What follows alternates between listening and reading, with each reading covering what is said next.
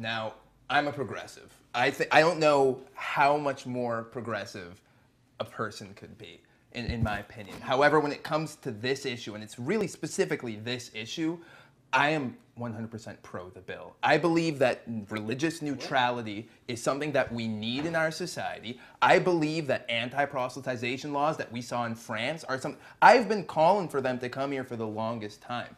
I believe in order to have the free, the forward-thinking society that we want, as a Christian, we need to remove the church from our state, and secular, neutral actions like this are the first step.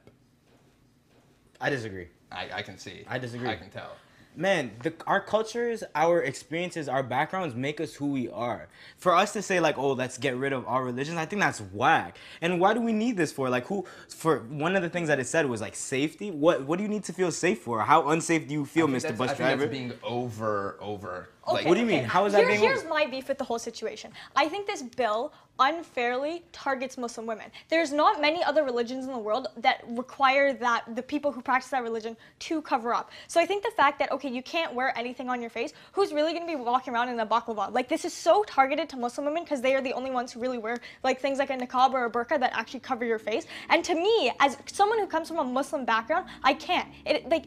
I don't understand how this even got passed and no one said, oh wow, this isn't an attack on someone else's religious freedom. So yeah, actually on that, so I also think that the bill is like misogynistic and I think it's racist. But I talked to one of my friends who is francophone and is Quebecois about sort of the history of Quebecois and religious neutrality. And when you look at the way in which Anglo-Canadians have really oppressed Quebecois Canadians, like through linguistic and cultural oppression, and a lot of that was done through the church. Like, so religious neutrality was a way in which Quebec, I think, found some amount of like liberation within that oppression. And I mean, the bill is, it is racist. And I think a lot of Quebecois people acknowledge that, but I also understand where that comes from. See, no, from my perspective though, what I see is religion, and I'm saying this as a religious person, has infected our discourse. It has increased the polarization that we see in our world. Yeah, and measures like this. Back in the 70s, the Quebecois was under the yoke of the Catholic Church. Every vote was held